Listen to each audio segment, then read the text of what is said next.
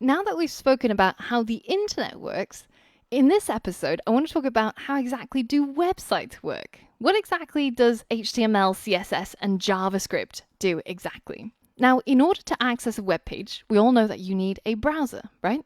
And that can be Chrome, Safari, Firefox, whatever is your favorite one. These are all pieces of software that allow you to look up the IP address of your website and be able to receive data that it can render into these beautiful websites that we see.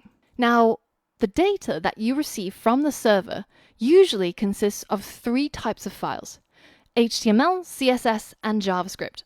And it's very likely that you would have come across these types of files or these words before, because they're so common and they're so integral to how websites work. But what exactly do they do, and why are there so many different types of files? Why can't we just have one file that's, a website? Well, they actually have very different jobs. The HTML code file is responsible for the structure of your website. So if a website was a house, then the HTML would be the builder who would come in to build the walls or put in a toilet. Basically, they establish the structure of your house. And when you write HTML code, you also build up the structure of your website. So you could use HTML to add an image or a button or a text box, whatever it is that you need in your website. Now, the second type of file are CSS files. And these files are responsible for styling your website.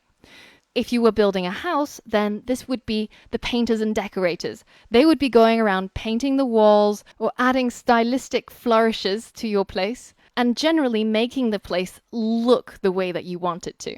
And that's exactly what CSS code does as well. When you incorporate CSS, it allows you to specify how you want your website to look. So you could say that, yes, I have a button that I got from my HTML, but that button, I want it to be red, and I want the text to be white, and I want the font of the text to be in Arial. That is all done using CSS code.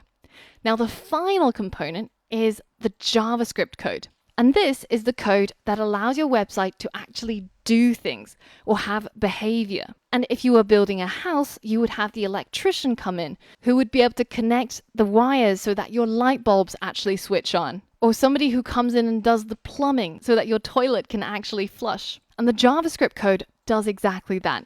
It allows your website to actually do things and have behavior. So if we take the Google website as an example again, once we receive these files from Google's server, when our browser loads up the HTML files, we'll get to see the structure of the website. Namely, there's one image, which is their logo, there's two buttons, and there's a text box where we can enter our search. Now, when we receive the CSS files, then that will modify the appearance of all of those components. We don't have any more buttons or any more images, but they now look the way that Google wanted it to. And finally, when we incorporate the JavaScript files, then our website actually starts having behavior. It has functionality and it's actually able to do something rather than just display some images and text to us. Now, with the knowledge that we've already acquired, we can already start messing around with websites on the internet. So open up Chrome and head over to TechCrunch.com. And if you're not familiar with it, it's basically a technology news website where I get my latest tech news. Once you're over here, I want you to right-click on the title here and click on Inspect. Now, this brings up the Chrome developer tools, and we're going to be exploring this in a lot more detail. But for now, we're going to use it to do something really simple. You can see that when I right-click on that heading and click Inspect, it automatically opens up the entire code file that was used to render this website. So these are all of the elements that make up this website. And when you click on Inspect, it will highlight to you the part of the code that corresponds to the thing that you right-clicked, right? In this case, it's this title.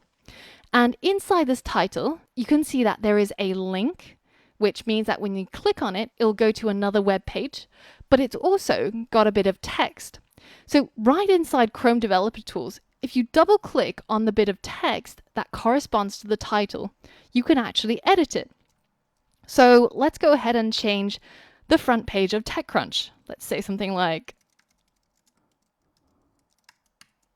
so this is a great way of pranking your friends, especially when they can see that you're on techcrunch.com and the title or any of the text on the website is what you want it to say. And this is a great joke to play on friends who are maybe not quite as technologically advanced as you, because they haven't taken the course that you have. Now, unfortunately, when I hit refresh on this website, all of my good work is gone. And the reason is because when I'm editing it here, inside my browser, I'm actually changing the local copy of this file that I got back from the servers. But when I click refresh, then that makes a new request to the servers to load up a fresh copy of the website. So of course, then it updates to the original content. But in the coming lessons, we're going to be working with HTML, CSS, and JavaScript so that you can create and host live on the internet your very own websites. And through learning how to code and how to build websites, you're going to be able to make websites that say anything that you want it to, look the way that you want it to, and have the functionality that you need. So for all of that and more, I'll see you in the next lesson.